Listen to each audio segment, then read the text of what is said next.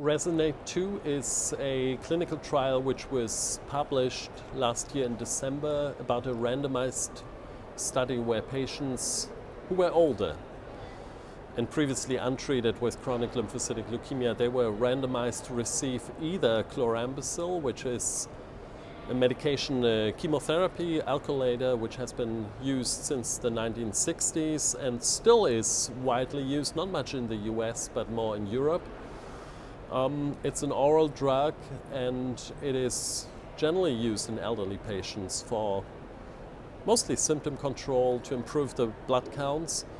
And it was compared to a new agent, which is the BTK inhibitor Ibrutinib. And the key message from the manuscript from this study is that there's a major difference in terms of progression-free survival and overall survival favoring Ibrutinib. So you could say, based on these data, that Ibrutinib is a good alternative in frontline treatment of elderly patients because it's well tolerated, it's more effective than chlorambucil, and it has less side effects in general. It was finished, and at the same time FDA approval for Ibrutinib in the frontline setting was requested, and that has been granted about a month ago or so. So in the US we are now able to use Ibrutinib outside of clinical trials in frontline setting. It's not like everybody now gets that, but we have that option, which I think is a good thing.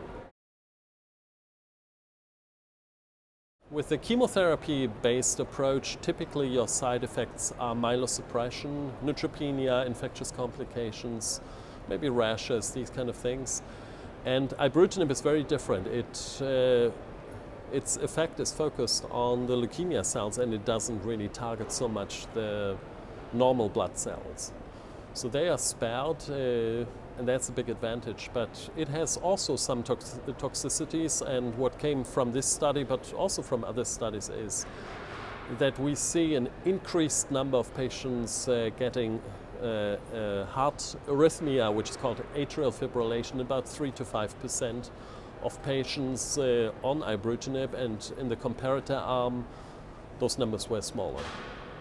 So that's a concern. The other safety signal that was attributed to Ibrutinib is bleeding events, minor bleeding events, which were more frequent, like bruising in patients treated with Ibrutinib, presumably because Ibrutinib has effects on platelet aggregation.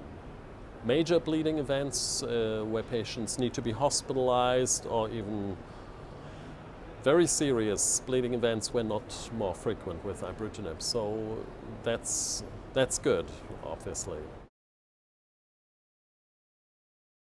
Every CLL patient is monitored regardless of what treatment they are on in months, every 3 months, oftentimes intervals. I think in the beginning, when the treatment is started, they should be monitored more closely, because we know atrial fibrillation and other like bleeding events typically occur in the first 6 to 9 months, and after that it becomes quite rare. So if you monitor your patients maybe monthly in the first month, it's likely that you're going to catch these kind of side effects early on. And about atrial fibrillation, we also know patients who have a past history of atrial fibrillation at higher risk. So especially those patients should be monitored closely. The median progression-free survival for Ibrutinib hasn't been reached, so they didn't really. I don't think we put a clear number there. For the chlorambucil, it was around 14 or 15 months. In the past, it's been difficult to show survival, especially overall survival benefit compared to chlorambucil. Many other drugs have failed to show that. And in this trial, the difference and the survival benefit was major, even though patients who progressed on chlorambucil could cross over. So it argues that ibrutinib really is a big major step forward in treatment, and the FDA followed that reasoning and approved it, and based on these data, and now we're able to use it, and we'll have to see if the Europeans will follow that.